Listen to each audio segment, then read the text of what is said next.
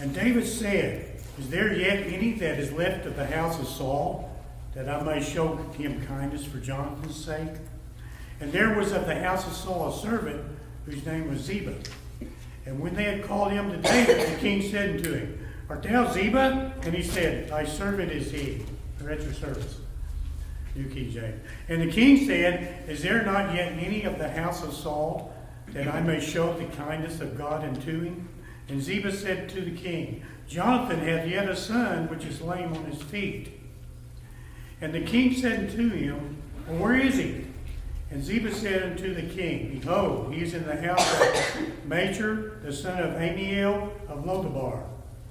Then King David sent and fetched him out of the house of Machir, the son of Amiel from Lodabar. Now when, verse 6, now when Mephibosheth, the son of Jonathan, the son of Saul, was come unto David, he fell on his face.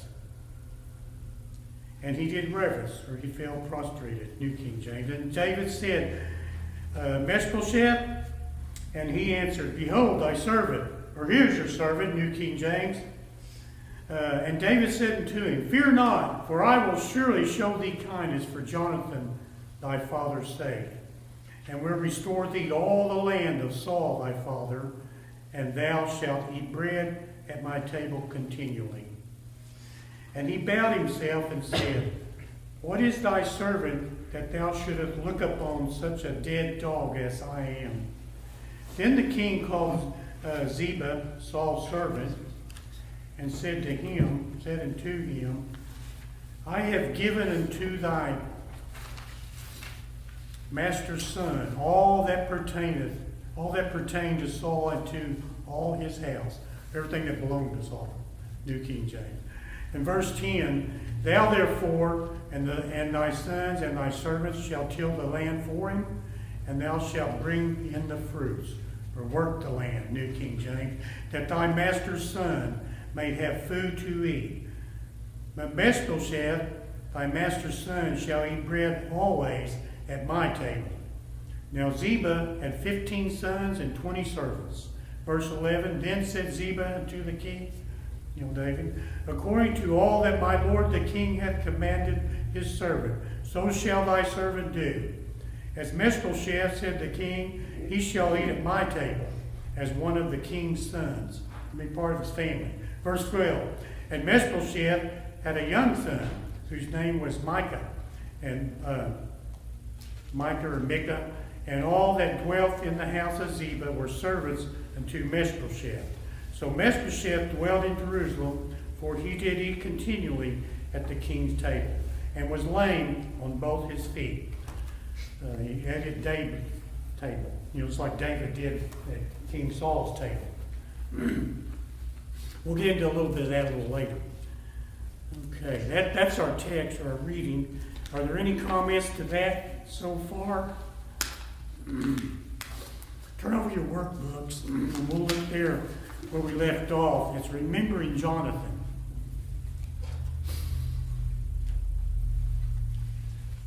Page 93 and 94. David's reign over Israel began with great promise. And after he conquered Jerusalem, you made it the city of David, the seat of his government, he went on and became great. And the Lord God of hosts was with him. 2 Samuel chapter 5, verse 10. And because David made service to God a priority, he was blessed exceedingly. And we kind of looked at that when Michelle kind of rebuked him for, I guess, giving God the service. And her attitude was a little bit different. But it's kind of where that comes from there in chapter 5. Because David made service to God a priority, he was blessed exceedingly. Unlike Saul, David had descendants who would be king after him. Solomon was a king after him, his son. Assuring him of this, God declared, When your days are fulfilled and you rest with your fathers, I will set up your seed after you, who will come from your body, and I will establish his kingdom. He shall build a house for my name, and I will establish the throne of his kingdom forever. Chapter 7, verses 12 and 13. And this house that we're talking about is that spiritual house.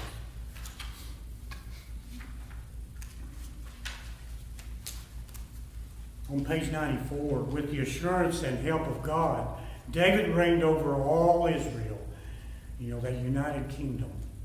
And David administered judgment and justice to all his people, chapter 8, verse 15. The description of how David ruled with justice prepares the reader for what takes place in 2 Samuel chapter 9, which is our lesson today. In an attempt to honor the promises he made both to Jonathan and Saul, David asked, "Is there still anyone who is left in the house of Saul, that I may show him kindness for Jonathan's sake?" Verse 1. And this approach was unusual, for it was commonplace in the ancient world for a king from the new line to kill all the remaining descendants of the previous dynasty. Then here I want to look back at some proof texts here. 1 Kings chapter 15, verse 29. And Chuck, will you read that one? And this is to show you that the kings, they did kill all of the descendants because they were supposed to be the heirs to the throne next after their dad died. 1 Kings 15. 1 Kings 15, 29. There's three they're going to give us here examples. And it came to pass, when he reigned, that he smote all the house of Jeroboam. He left not Jeroboam any that breathed, until he had destroyed him, according to the saying of the Lord, which he spake by his servant Ahijah the Shilonite. Okay, so here he smote or he killed all of the descendants, which were supposed to be, heirs for the previous dynasty. There's also another one. Look at 16, verse 11. And Russ, would you read that one, if you want to read? 1 Kings 16, 11. Then it came to pass when he began to reign, as soon as he was seated on his throne, that he killed all the household of Baasha. He did not leave him one male, neither of his relatives nor of his friends. Okay. He didn't leave one male or pissed against the wall male, neither of his kinsfolks nor of his friends. So he killed off that dynasty so there wouldn't be an heir to the throne. And then 2 Kings chapter 10, verses 6 and 7. Now, Tia, do you want to read today? Sure. Then he wrote a second letter to them, saying, "If you are for me and will obey my voice, take the heads of the men, your master's sons, and come to me at Jezreel by this time tomorrow." Now the king's sons, 70 persons, were with the great men of the city who were rearing them. So it was, when the letter came to them, that they took the king's sons and slaughtered 70 persons with their heads in baskets and sent to him at Jezreel. Okay. Nevertheless, David intended, he's not going to do what the other kings did or what was normal for kings to kill the dynasties off. Nevertheless, David intended to extend kindness rather than assert his dominance, as being anointed as the king after Saul. According to evidence, to show kindness, a Hebrew word, H-E-S-E-D, I don't know, how would you pronounce that? H-E-S-E-D, I say hesed, is covenant terminology referring to fulfilling one's obligations agreed to in a covenant or a contract or a promise. That's going to come up a little later in our study, that word. And the term is used 3 times in this chapter, 2nd chapter of 9th chapter of Samuel. Verse 1, verse 3, verse 7. In other words, this chapter represents David as a man of his word, as he attempts to fulfill his vow, his contract, his covenant with his dear friend Jonathan. David's question about Saul's descendants was answered by Ziba, a former servant of the house of Saul. 2 Samuel chapter 9, verse 2 there. And there was one of the house of Saul, a servant whose name was Ziba. And when they had called him unto David, the king said to him, Art thou Ziba? And he said, Thy servant is he, or at your service.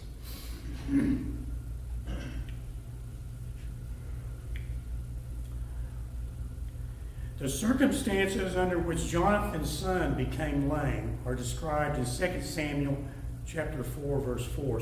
So turn over there real quick. Remember Mephibosheth? You know, there's two of them. Jonathan's son, he was the one that became lame, and Saul had another son by one of his wives with the same name, Mephibosheth, but he was hung. So, but let's see how he became lame. 2 Samuel chapter 4, verse 4. Let's turn over to that. And Denise, would you read that one, if you want to read? This tells us how it became lame. Let's see if we want to read a little bit more than verse 4. Go ahead and start with verse 1 and read down to verse 4. Okay? Okay.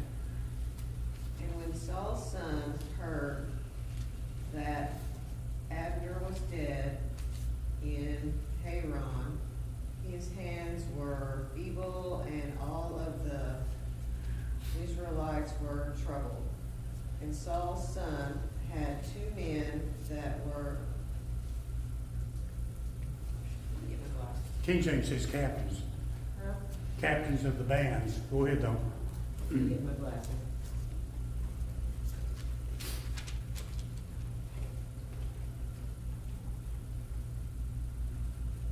You drop your Bible? No, I'm getting my glasses, I can't see. Oh, okay. You can let someone else read if you want to. Okay, well, verse 2.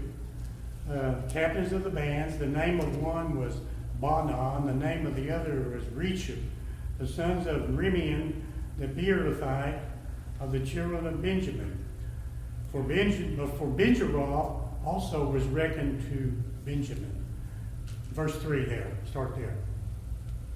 And the Bethronites fled to Gittim and were sojourners there until this day. Okay, now 4, that's going to tell us how it became lame.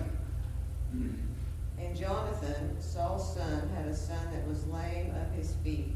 He was 5 years old when the tidings came of Saul and Jonathan out of Jezreel. And his nurse took him up and fled, and it came to pass, as she made haste to flee, that he fell and became lame. And his name was Mephibosheth. Mephibosheth, yeah. I guess he fell, and when she was trying to flee, and somehow that he became lame. So that was 2 Samuel chapter 4, verse 4. His name was Mephibosheth, but he should not be confused with another son of Saul's who had the same name. Chapter 21, verses 7, 8, and 9. After inquiring about his whereabouts, King David sent and brought him out of the house of Machir, the son of Amiel from Lodabar. Mephibosheth was summoned by the king. How he felt about this is not stated in the text. Now this is some just this also thinking here now.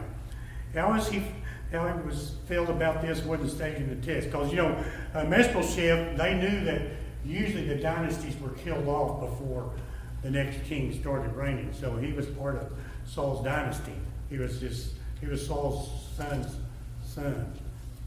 Surely he considered the possibility that the new king, David, would eliminate all the descendants of his former rival, King Saul.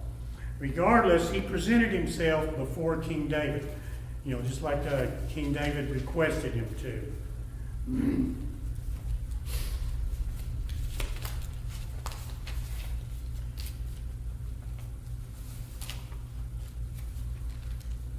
So he's presented himself, Mephibosheth, before King David. Let's look now at, we're going to look at page 95 and 96. I want to look at our workbooks for this one also. And this is verses 6, 7, and 8. It's what it's concerned with. Now, when Mephibosheth, the son of Jonathan, the son of Saul, was coming to David, he fell on his face and did reverence, or prostrated, New King James. And David said, Mephibosheth? And he answered, Behold, thy servant.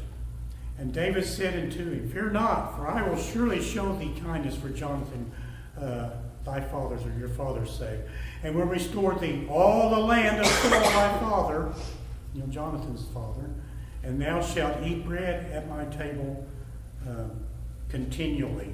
And then verse 8, and he bowed himself and said, What is thy servant that thou shouldest look upon such a dead dog as I am? Was King James. Now let's look at our workbooks on page 95 and 96.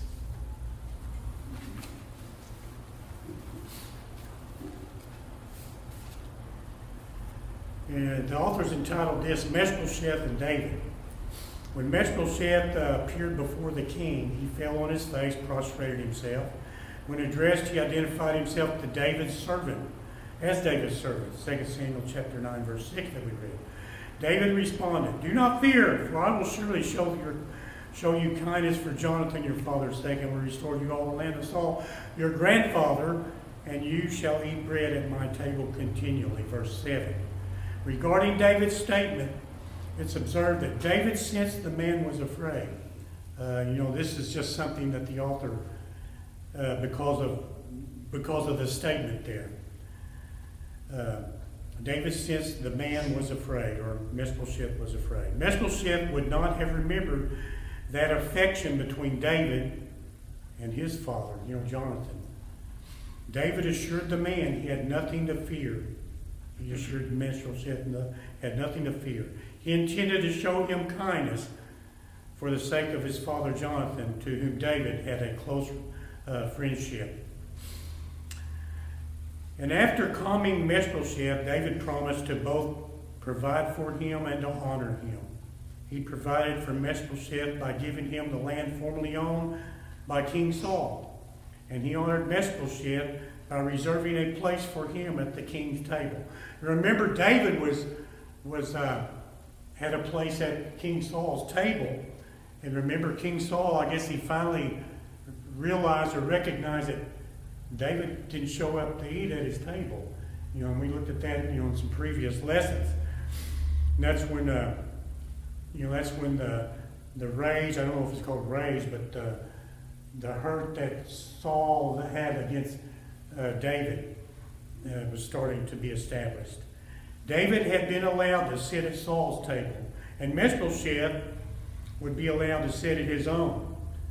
And it's written, sitting together at a table carries strong connotations of friendship and fellowship between the participants at the meal. Shared meals were a common means of covenant ratification. And here I wanted to read Genesis chapter 26, verses 26 to 30. And if you all can turn over to that. And who is our next reader, if you want to read? Sharon, do you want to read this morning? Okay. I'll read. Yeah, I couldn't remember the name real fast. 26 to 30. Yeah, Genesis 26, 26 to 30. Then Abimelech went up to him from Gerar, and Husath, one of his friends, and Phicol, the chief captain of his army. And Isaac said unto them, Wherefore come ye to see me, seeing ye hate me, and have sent me away from you? And they said, We saw certainly that the Lord was with thee. And we said, Let there be now an oath betwixt us, even betwixt us and thee, and let us make a covenant with thee, that thou wilt do us no hurt, as we have not touched thee, and as we have done unto thee nothing but good, and have sent thee away in peace. Thou art now the blessed of the Lord. And he made them a feast, and they did eat and drink. Okay, so there in verse 30, and made them a feast, and they did eat and drink. And we're going to find out that they say that similar thing here in Exodus chapter 24, verses 9 through 11. And then went up Moses and Aaron and Nadab and Abihu and 70 of the elders of Israel. And they saw the God of Israel, and there was under his feet, as it were, a paved work of a sapphire stone, and as it were, the body of heaven in his clearness. And upon the nobles of the children of Israel he laid not his hand. Also they saw God, and did eat and drink. So here they're sharing a meal here in both of these examples. But reading on there on page 95 of your workbooks, and of the expression of covenant solidarity. David's kindness towards Mephibosheth may anticipate as something of the invitation of David's greater son to his followers to sit at his table. They are considered members of his own household. Matthew chapter 8, verse 11. We're not going to read all of these, but there are some proof texts or examples of that. And then it gives you Luke 22, 15 to 30. Upon hearing David's generous offer, Mephibosheth bowed himself and said, "What is your servant that you should look upon such a dead dog as I?" And that was verse 8 of chapter 9. Although he was the grandson of a king, King Saul, Mephibosheth did not act with a sense of entitlement. For his part, David more than keeps his commitment to Jonathan. Summarizing this encounter, David wrote, David goes far beyond any bare requirement. David doesn't spare Mephibosheth's life, because he didn't kill off the dynasty, but heaps goodness on him. He not only protects his life, but restores his inheritance. He not only saves him from the shadow of death, but prepares a table for him. David's kindness goes beyond survival to sustenance. Mephibosheth is cared for by and with the king and will never face destitution. It takes no imagination but only faith to see that David's hesed, that's the word I was talking about, which means to show kindness, Hebrew word, is but a faithful reflection of Yahweh's, with whom there is no such thing as bare hesed or bare showing of kindness. And then it gives you some proof texts here: Psalms 23:1, John 1:16, and then chapter 6, verse 35, and then in Romans. Are there any comments here? Okay. Continuing on.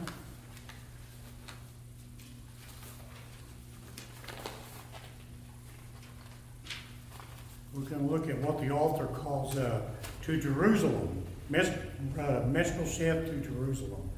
And this is going to be concerning verses 9 to 13. 9 to 13 reads, Then the king called Ziba, Saul's servant, and said to him, I have given unto thy master's son all that pertained to Saul, and to all his house.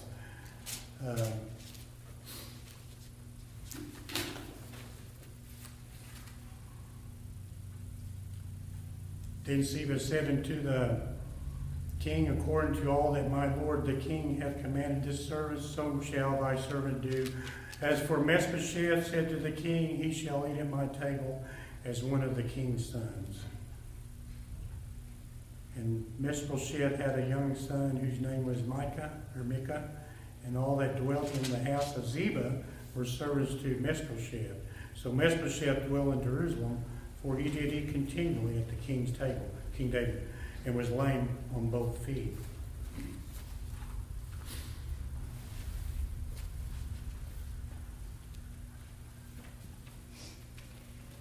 Okay.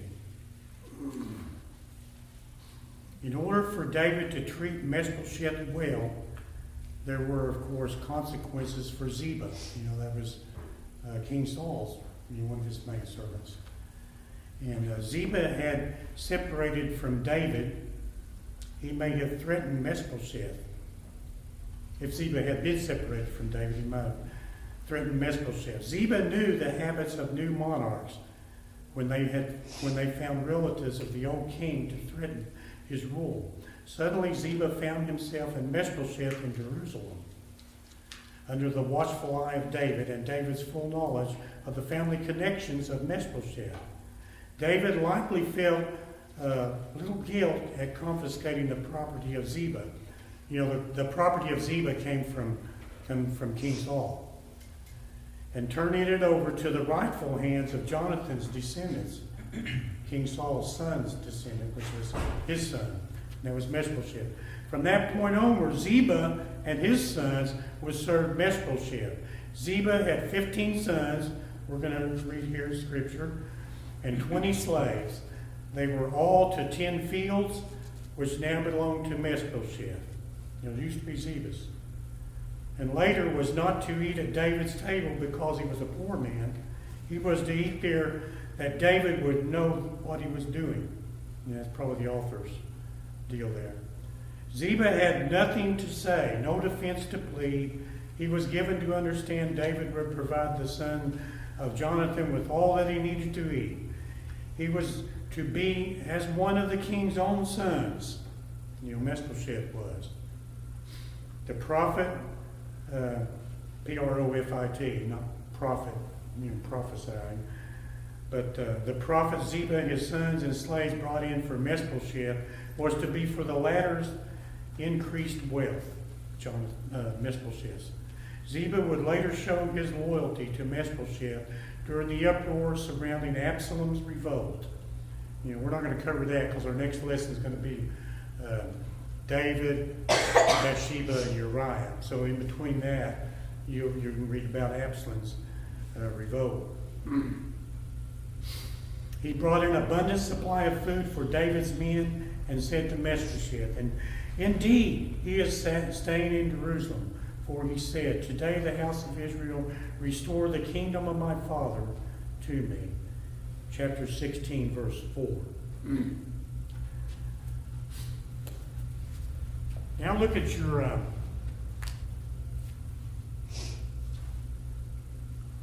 workbooks now on page 96 and 97. Meshbosheth to Jerusalem is what the author entitles this. David understood that Meshbosheth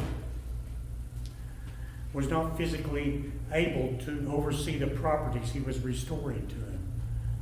He's lame in both feet. Consequently, he charged Ziba with the task of managing the land. And he said, I have given to your master's son all that belonged to Saul and to all his house. You therefore and your sons and your servants, you had 15 sons and 20 servants, shall work the land for him. And you shall bring in the harvest, that your master's son may have food to eat. But Meshbosheth, your master's son, shall eat bread at my table, always. And that's verses 9 and 10.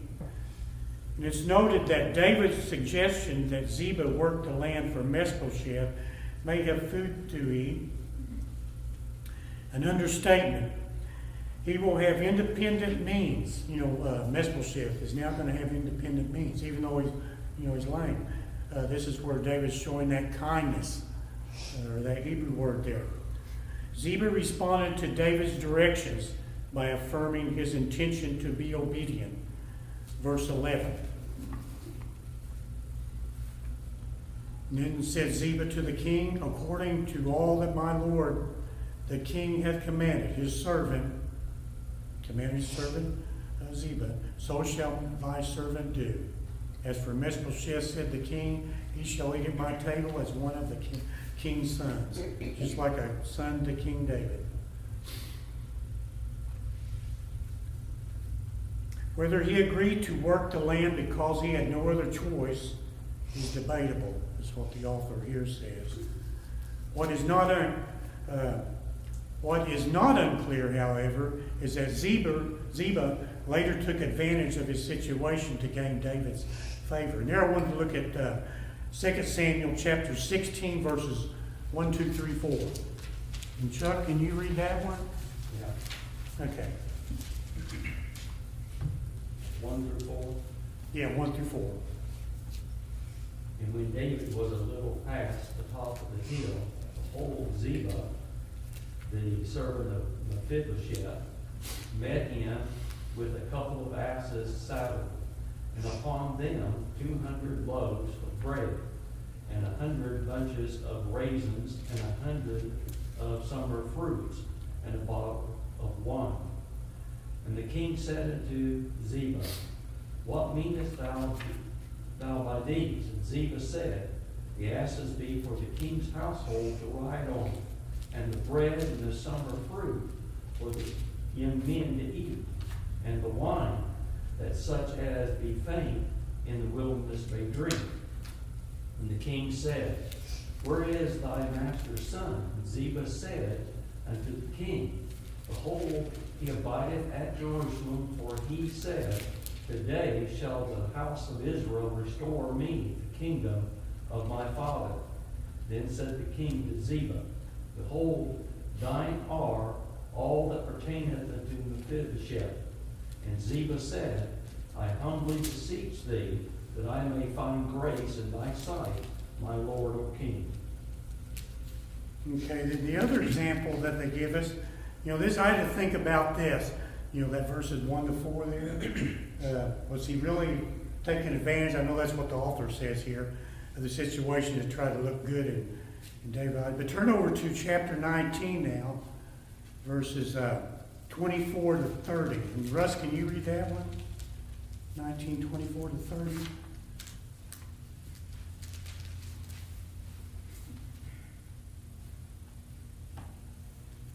Now Mephibosheth, there's his name, the son of Saul, came down to meet the king. And he had not cared for his feet, nor trimmed his mustache, nor washed his clothes from the day the king departed unto the day he returned in peace. So it was when he had come to Jerusalem to meet the king, that the king said to him, Why did you not go with me, Mephibosheth? And he answered, My lord, O king, my servant deceived me, for your servant said, I will saddle a donkey for myself, let me ride on it and go to the king, because your servant is lame. And has slandered your servant to my lord the king. But my lord the king is like the angel of God, therefore do what is good in your eyes. For all my father's house were but dead men before my lord the king. Yet you set your servant among those who eat at your own table. Therefore what right have I to still cry out any more to the king? So the king said to him, Why do you speak any more of your matters? I have said, you and Ziba divide the land. Then Mephibosheth said to the king, Rather let him take it all, inasmuch as my lord the king has come back in peace to his own house. Okay. So that was another example that this author has said that Ziba may be trying to take advantage of the situation, make him look better, in David's eyes. Nevertheless, David placed Ziba under Mephibosheth's authority, verse 12. And the account ends by re-emphasizing the wonderful result of David's gracious commitment to Jonathan, verse 13. And it's summed up that King David keeps moving from glory to glory. At this point in our story, he has fulfilled every promise and has been granted every blessing. It is, though David and Yahweh is making Israel the nation they had hoped to be all along, and the nation that Yahweh can use in turn to bless the world. Thus, this passage contributes to the theme. What sort of man may serve suitably as king of Israel? Mephibosheth may not serve as king, for he is a continuation of Saul's lineage, or Saul's line, King Saul's line. But David is ideal as king. In fact, that's what the plan of God was. It'd be through David that Jesus came. His faithfulness to Jonathan moves him to be generous to Mephibosheth. His magnanimity goes far beyond any political benefits he may have received from having Mephibosheth in his court. He is lavish in his love for Jonathan, making his generosity appropriate. This is the character Israel wants and needs in its king, or it's the one that God has set up or said he would ordain as the next king, which would be David. And he reigned for 40 years. Okay, we're coming to our conclusion of our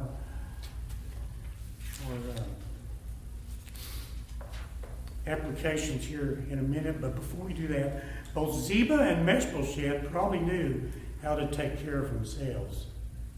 Each of them, when it was to his advantage, stretched the truth. But David was no stranger to intrigue. Being unable to trust either of them, he divided Saul's land between them. And that's chapter 19, verses 25 to 29. Meshbosheth understood that David could have dwelt with his grandfather's house and his father's house as kings did in the Near East at that time, which means destroy the lineage. He could have killed the lot of them and taken possession of whatever they had. David did not. By modern standards, David was self-serving. But by the standards of in his own day, this is what this author is saying. David was incredibly generous to Jonathan's heir at a time when no one compelled him to be. An ancient monarch wielded absolute power. And were he to fall out of power, he was quickly put to death. Perhaps all any man or woman can do is adapt the moral standards of his or her time to that goodness is a possibility.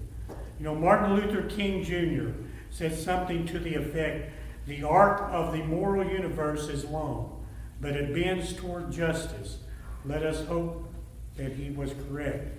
Turn over to your books now, and we'll look at the applications real quick. And that's on page 98. 98 in your workbook.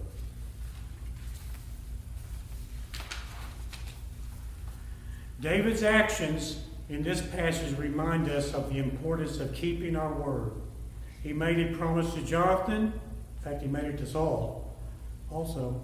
And he did what he said he would do. Paul charged the Ephesians, therefore putting away lying, let each one of you speak truth with his neighbors. For we are members of one another. Ephesians chapter 4, verse 25. And rather than making empty promises we have no intention of keeping, let us always speak the truth. That's just like in everyday life too. In the second application that we have here on page 98, the generosity of David to Meshbosheth is remarkable. Although Meshbosheth did nothing personally to deserve David's grace, it was extended because of love. If anything, God extends his grace to us in an even more lavish manner. God's grace is not given to us because we deserve it. It's given to us because he loves us, or it's for love for us. Like Meshbosheth, we have the opportunity to sit at the king's table. But in our case, we aren't merely treated like God's children. Instead, we have the opportunity to become his children. Galatians chapter 3, verses 26 and 27. And that's a wonderful blessing. Okay, we're going to quickly go over the questions, and then next week we'll look at 2 Samuel chapter 11. And that'll be David, Bathsheba, and Uriah. So between then, you can read from chapter 9. Before you get to chapter 11, you can kind of see the revolt of the revolt before you get to chapter 11. What did David intend to do for Jonathan's sake? Verse 1 of chapter 9. Show kindness. Show kindness for his dad's sake. Okay. Who responded to David's question about Saul's family?